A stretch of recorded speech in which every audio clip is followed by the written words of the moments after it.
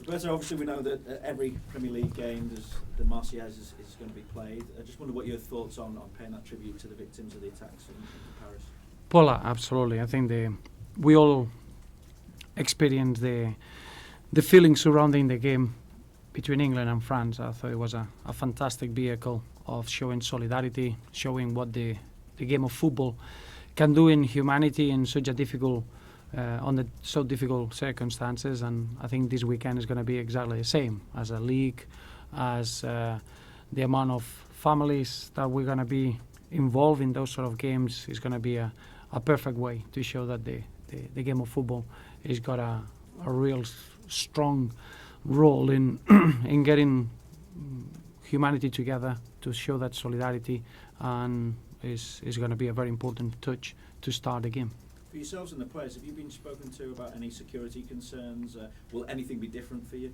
No at all. Obviously, as you can imagine, the only job that we have is to prepare the game and to be in the best possible condition. There are other people around the club and around the groups that they have to look after that side of things. That's not going to be any changes from our point of view. You've said that the next couple of months could be key to the season. With that in mind, is there a points target that you're looking at now? Not really, no. I think it's such an incredible block of fixtures now. At the start of the season, you always get little periods of a lot of football. Then you get the international break. As it happens now, we've been through this international break with a real feeling of satisfaction, because we haven't picked up any injuries and the group looks very, very strong. Now we got a period that we're going to be able to face 19 Premier League games, and obviously being involved in 3 competitions with the League Cup and the start of the FA Cup until the next international break. So as you can imagine, now is the block of football that we're going to be really consistent and solid playing games and trying to forge our best possible role before we go into that international break, which will represent the start of the final third of the campaign. So a really, really important period, the one that we're going to be facing as per the game on Saturday. Before that international break, though, the transfer window will open again. Is there any concern that could perhaps derail any progress that you're making when you hear reports again that John Stones is being watched by the likes of Barcelona, Chelsea again? No. I think from our point of view, the window in January will be, as it's always been, to try to see if there is anything that we could help the squad that we got in place, and if there's any opportunities, we'll always look into it. But we don't look at this window as a window to be really involved, to bring players or to sell players. So for us, it's more a matter of continuity. As I say, from now until that international break in March, is very much developing the strongest competition for places that we can have, the best level that we can maintain, and try to get as many wins and winning performances as we can. We're at a stage there where you're saying effectively that your best players will not be leaving in January? Not at all, no. January is right in the middle of the season, and as you can imagine, as I said many times, we're not in a position that we have to make financial decisions and we don't have to balance any books. So the focus is clearly in trying to be as strong together and having a real continuity in the group that we're going to have from now until that next international break. In terms of bringing in reinforcements, is Ron Vlaar someone that you're looking at? Well, I think you're talking about a player that is got a very good experience in the Premier League, is unattached, is not attached to any football clubs, and obviously at the moment it's not for me to mention about any other players apart from the players that we got in the squad, and making sure that we get everyone fully fit and ready to participate. I've got nothing to comment. Is there anything you can say though? I mean, is there any kind of time scale in terms of trying to bring him in? No. In that position, obviously, in the defenders at the moment, we got Tony Hibbert coming back to full fitness, and it's great to have him back with the team. Leighton Baines, he's had a very good period of work during the international break. We got the 2 doubts of Tyus Browning and Brendan Galloway that they had to pull out of the under-21s, and those are the only focus that we have in the defenders that we got at the club now. Nothing else to think about. Phil Jagielka is recovering well, but is still with a brace, and Brian Oviedo is still recovering well. Has it come as far as any discussions with one? Nothing. Leighton Baines as well, how far away is he?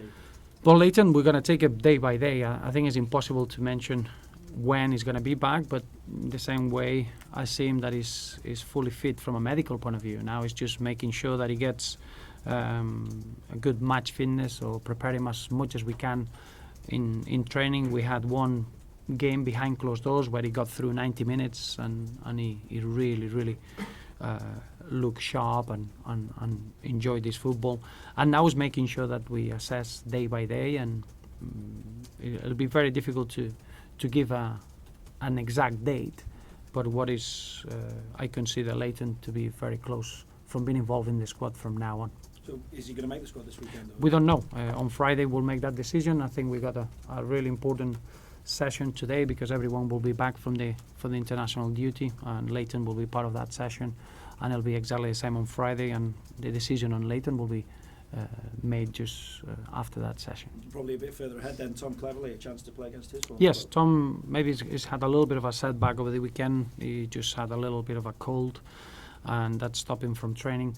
But he trained yesterday really well. He's fully fit, and again, he's tried to get him back into action in a progressive manner. Exactly, sent a more message that he played 45 minutes for his national team, and he had no effects after that performance or that role. So clearly, we got really important players coming back to hit good levels and good levels of full fitness, and that's going to bring extra competition, which is exactly what we want. How difficult is it to assess Villa ahead of this weekend with the change of manager? No, I don't think it's difficult at all. I went to watch a game against Manchester City, and they were a very, very impressive outfit. I think the new manager has come in with a very, very clear idea of the way he wants to see Villa playing. He's got a really good experience about the British game of his time as a player, and I think if you follow a little bit his teams in France or the success that he had with Lyon, you're going to see a team that is based on attacking football. He prepares the games really, really well from that point of view. But I think the togetherness, the fighting spirit that they had against Manchester City is a really good starting point of this new chapter in his career. How would you have missed Tom? Because he's a vastly experienced Premier League player, out since August. I mean, it must be like having a new man back in the squad. Yes, and I think the biggest point out of the all is the way he fitted in so well in the dressing room. And we went away in pre-season, and it took him probably 2-3 days to get to know everyone, and from that point on he was himself, and he had a real big role. I thought his performances were very strong. We missed him, but I think what's really important is that now he looked really strong in training, and is a really important player for us to have him fully fit and being able to challenge for his position. And you're ninth at the moment, 4 off top 6. A lot of players coming back from injury. What's the potential for this squad this season then? What can you achieve? Well, I think that's the theme of this period now, is from now until the next international break. That's exactly the answer that we need to find. I just feel that the signs that we've shown already as a team, they've been very impressive. Some of the young players that we felt that over the last 2 seasons they were developing into important players. I think they are important players now. You're looking at their roles in the international duties with the nations. They've been impressive, from Romelu Lukaku, looking at the way that James McCarthy and Seamus Coleman, Aidan McGeady and Darren Gibson, they have achieved an incredible success with Ireland. To see the likes of Gerard Deulofeu growing all the time, seeing John Stones and Ross Barkley playing at Wembley the other day, being themselves, or fulfilling the roles that they have at Everton, really, really impressive. So now is our time to show what we can do with our group of players, and as a team how good we can be. And clearly the next 19 games in the league are going to be they're going to give us that answer. Everybody has to have a dream, top 6? And as I say, in the league is impossible to set a target now. The only target is to win the next game. And then when you get into March and you're ready to get into the final 11 games of the season, then is when you got that dream or final target, because with the points they accumulate in the first 2/3 of the competition allow you to have that. At the moment, I just feel that we can compete against anyone in the league on the day. I don't feel that we can be inferior to anyone on the day when we are at our best. And the only task that we need to achieve is to be at our very, very best every time we are on the football pitch. So for us, it seems an eternity in the last home game against Sunderland, and it's important against Villa. We replicate our attacking threat that we had on that day, and making sure that we come even stronger in our defensive duties as a team.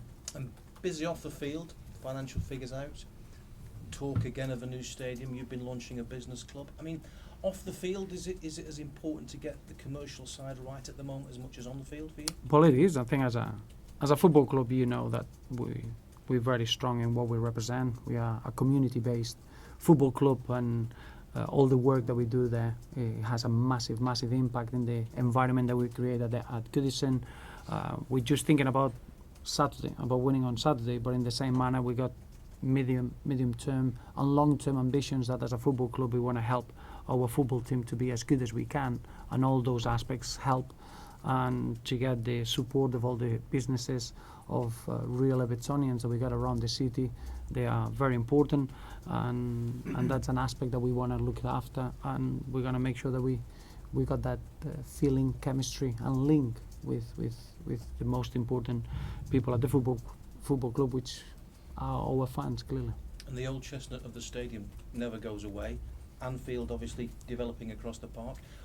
Do you sense there's a need for Everton to make some definitive decision about the stadium, and then that's another long-term aim? Well, I don't think it's just the stadium. As a football club, we want to progress, we want to be as good as we can, and there are areas that we can get better.